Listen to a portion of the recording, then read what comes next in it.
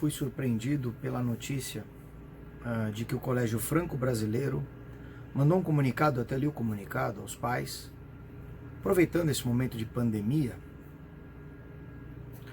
dizendo que ia passar a adotar o pronome neutro, aquele do Mussum, que troca queridos e queridas alunas e alunos por querides alunes. Essa ridiculeza construtiva, essa nova língua demoníaca que estão querendo colocar na nossa sociedade de maneira imposta, óbvio. Veja, um colégio franco-brasileiro, né? Dois países de origem cristã católica, França e Brasil. França, historicamente, a filha preferida da igreja, hoje quase um país muçulmano destruído pelos globalistas fracos e moles. A educação no Brasil é um lixo, sempre foi um lixo. Nós estamos nos últimos lugares dos rankings. Veja aí, matemática, ciências, a gente é um lixo em educação. Só produzimos lixo em termos de teses, em termos de estudos, em termos de pesquisas. A gente produz muita pesquisa que não é citada e não é referenciada por ninguém, portanto a gente produz nada para lugar nenhum. A média do Brasil na escola primária, na escola secundária, nas universidades e na pesquisa é um lixo. Historicamente, nos últimos 20 anos, a performance vem sendo... Quando a gente acha que não é possível piorar, ela piora. Então não é de se estranhar que uma escola adote uma postura lixo como essa. Mas vamos aprofundar essa postura um pouquinho. E aqui eu só queria fazer jus e trazer os espetaculares documentários da Brasil Paralelo, que vocês devem ver sobre educação, assim como os vídeos específicos do Olavo, o trabalho de Carvalho, né? O trabalho do Carlos Nadalim, toda a história da igreja na educação. São muitos atores que vêm vocalizando sua contribuição maravilhosa para apontar os problemas e identificar caminhos. Mas hoje a massa imbecilizada de políticos e de professores doutrinariamente domados e controlados pela esquerda impõe sua agenda com força. O que esperar? Quem deveria se levantar contra isso? Historicamente a igreja é esse catecon, é esse ator que entra para evitar esse mal. Esse é o papel da igreja, porque o Espírito Santo, em tese e na prática, ela é o ator que evita a evolução e a expansão do mal.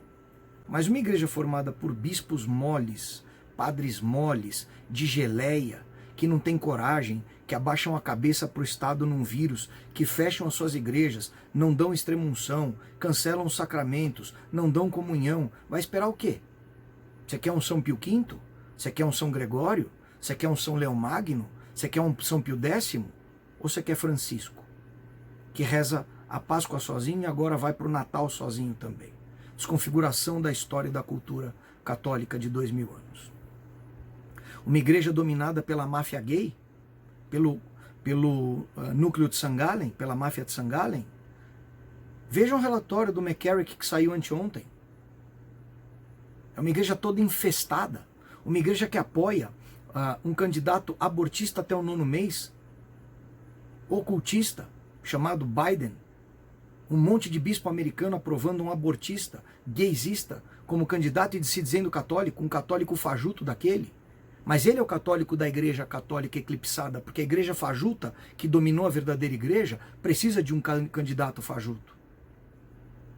E aqui não estou dizendo que o Trump é uma maravilha, não é essa a discussão é que o Biden não é um católico. A evolução da agenda, destruição da sociedade, das famílias, dos indivíduos, com essas questões identitárias, antinaturais, que combinam muito com a visão de adornamento do Vaticano II, está de vento em popa. O que é o adornamento? É aquele lixo daquele Vaticano II dizendo que a igreja deveria andar no espírito do tempo, no zeitgeist do mundo, conforme a modernidade avançava. Jesus disse que a gente deveria ser luz e sal nesse mundo do maligno. Paulo VI, o artífice desta porcaria do Vaticano II, junto com João XXIII, depois, supostamente arrependido, disse que a fumaça do demônio entrou dentro da igreja. Ou seja, não é a luz e o sal da igreja que vão para o mundo, É o demônio, as trevas que entram na igreja, que se infiltram. Hoje temos Francisco, o ápice da infiltração. Aliás, gostaria de saber qual é o efeito daquela declaração nefasta do Papa, dizendo que apoiava a união civil entre homossexuais, versus essa decisão do Colégio Franco Brasileiro. Porque já começou a dar frutos do inferno, o que o Papa vem falando em relação a esse tema específico. A lista católico é católico, quem não é católico é modernista. Não existe católico tradicionalista. A tradição é parte do catolicismo de 2 anos. Vamos parar com um rótulo idiota desse. Católicos não aceitem um rótulo idiota desse. Católico é católico. Não existe tradicionalista. Existe católico. Modernista é que não é católico. E por que não é? Porque interpreta o evangelho com esse adornamento à luz das suas vontades, à luz das pressões populares.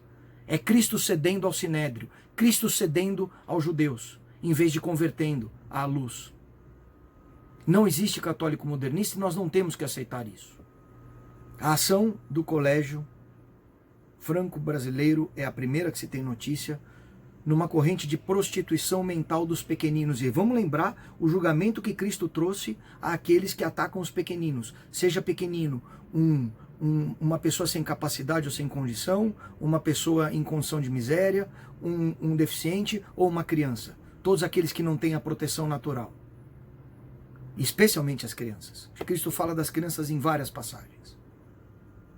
Mas o mal precisa ir nas crianças, porque ele precisa prostituir o campo fértil e neutro que é o cérebro e o coração das crianças. Essa é a ação do mal. Eu quero ver os pais das crianças dessa escola e alguns professores, se Deus permitir, que tenham alguma consciência, o que é que vão fazer para evitar uma porcaria dessa evoluir. Tirem os seus filhos dessa escola. Não permitam que eles sejam satanizados. Porque o grau de confusão mental que se vai criar provoca histeria. Por quê? O que é histeria? É quando aquilo que eu vejo como verdade, por exemplo, isto aqui é um dedo, passa a deixar de ser verdade porque a minha cabeça constrói uma hipótese diferente, chamando isso aqui de sei lá, livro.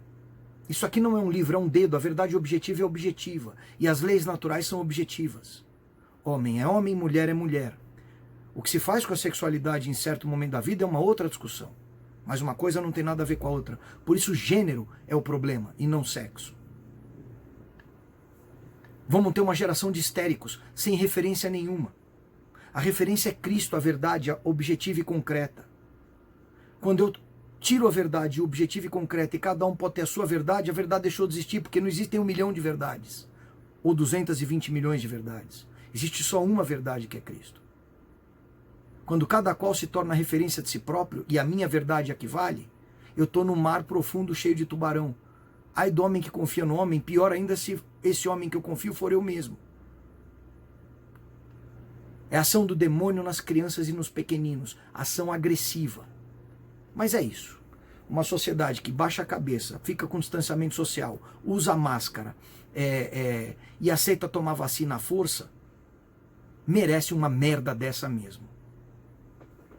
Abaixem a cabeça para o Estado uma vez e eles arrombam a porta para sempre. Abaixem a cabeça para o seu vizinho ou para a escola dos seus filhos uma vez e eles arrombam a porta da sua família para sempre.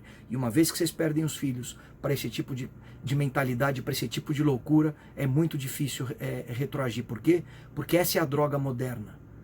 Na nossa geração, droga era maconha, cocaína, LSD. A droga moderna é informação, é meme. É a droga que corrói e destrói os valores, a inteligência e os sentimentos corretos. Essa é a droga do século. Por isso o Monsenhor Viganò fala de filhos da luz e filho das trevas.